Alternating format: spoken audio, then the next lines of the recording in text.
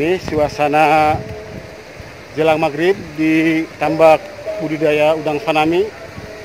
Kita sedang berkeliling untuk memantau kondisi kincir agar tetap berputar, Mas Bob ya.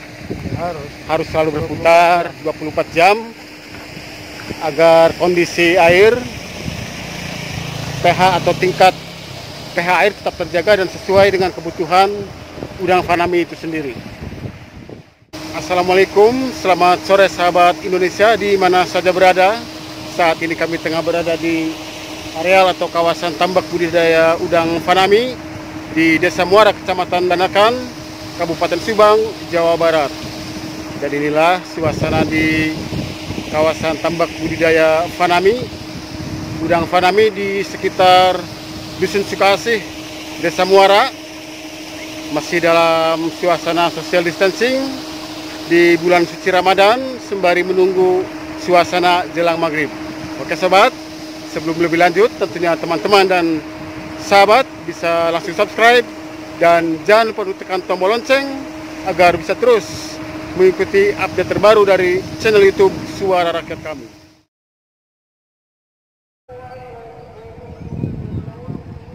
Inilah suasana tambak budidaya udang fanami di Desa Muara, Kecamatan Banakan, Kabupaten Subang. Jelang senja, jelang maghrib pada hari Minggu tanggal 10 Mei 2020.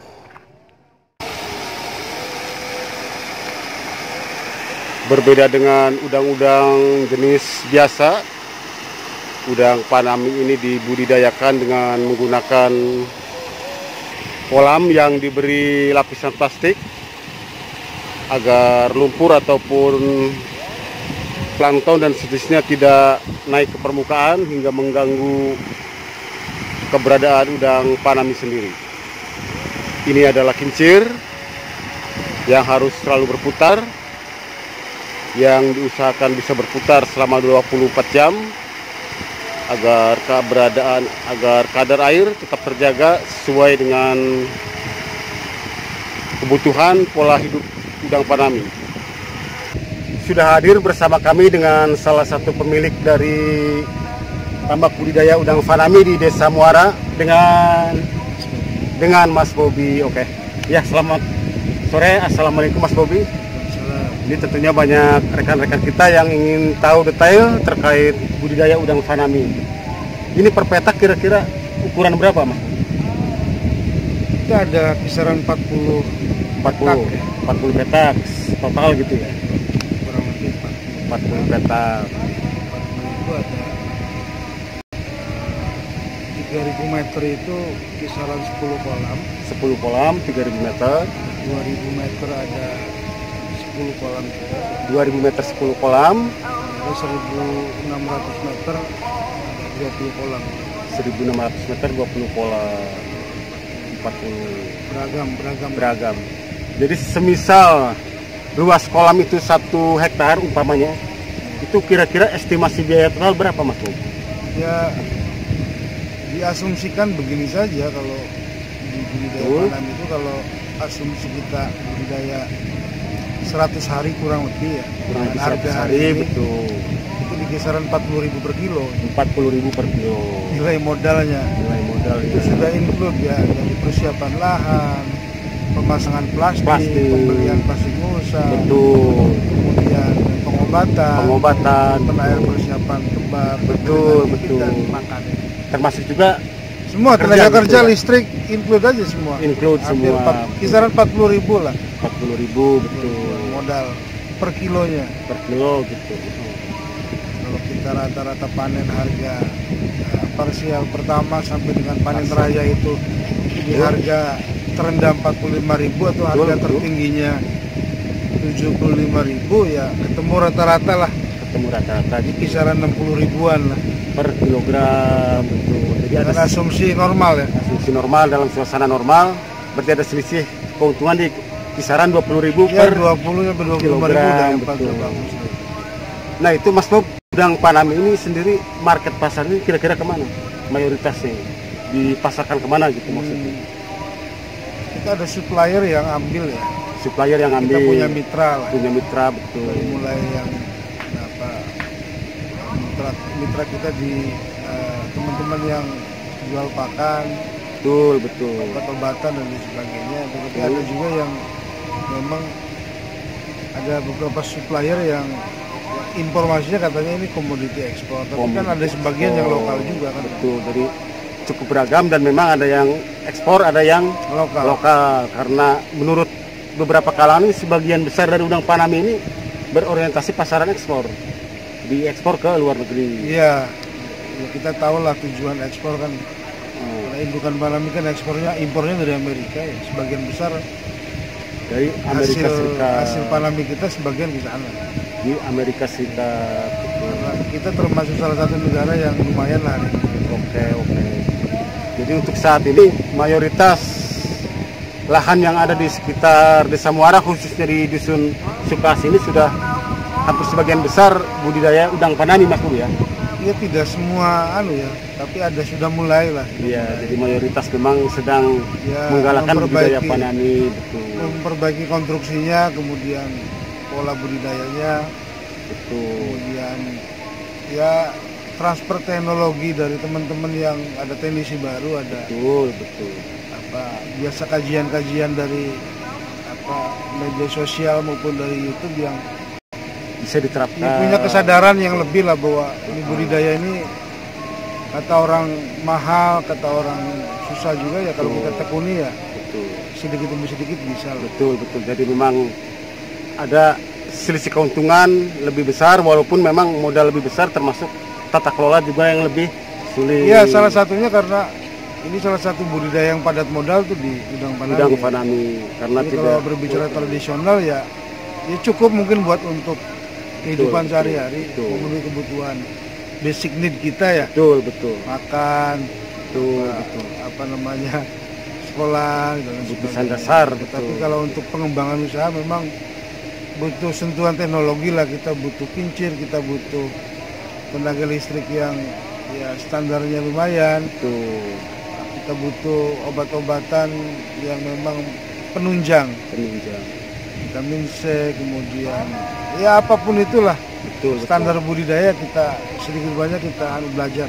Dipelajari, betul. Karena memang budidaya Fanami ini terbilang cukup padat modal lah. Padat modal, padat tenaga, dan juga tata kelola lumayan sedikit lebih rumit dari jenis udang yang bisa dikelola dengan dibudidayakan secara tradisional. Ya bukan rumit sebetulnya karena bukan rumit. Bukan.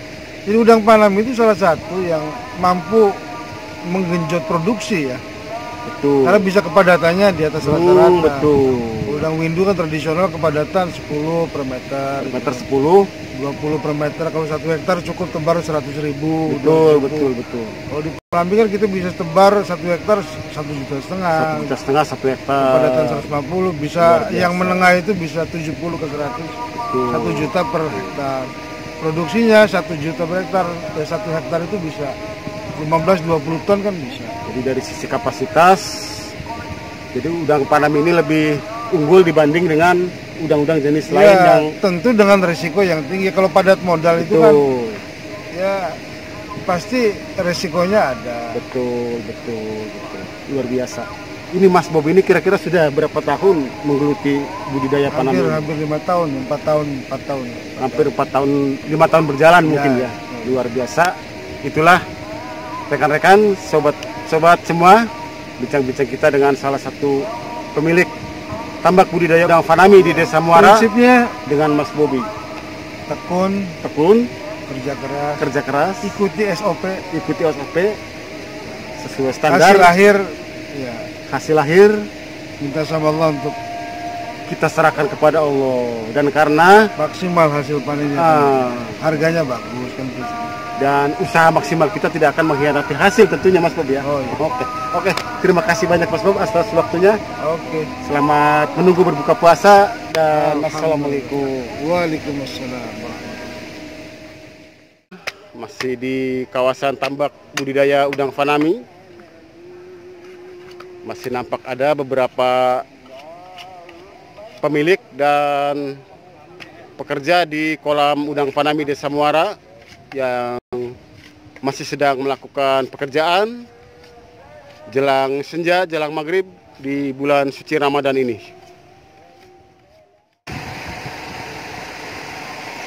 Hampir sebagian besar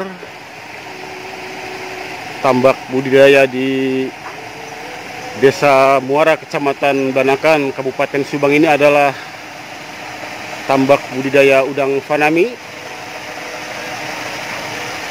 yang market pasarnya adalah mayoritas berorientasi ekspor ke beberapa negara, terutama ke Amerika Serikat, beberapa negara Eropa dan Jepang.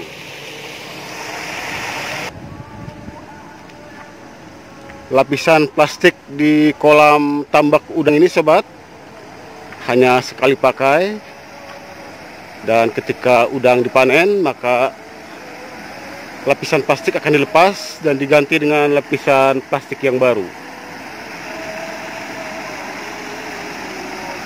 Karena memang budidaya udang Fanami ini membutuhkan perawatan ekstra yang tentunya juga biaya lebih ekstra, biaya yang lebih besar dari jenis-jenis udang lain yang bisa dibudidayakan secara tradisional.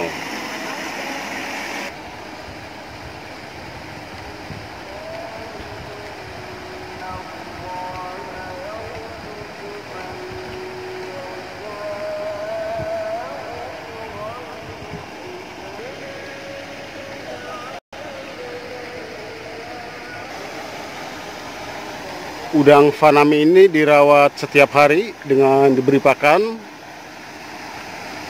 sekaligus juga perawatan berupa pemberian obat-obatan dan vitamin, termasuk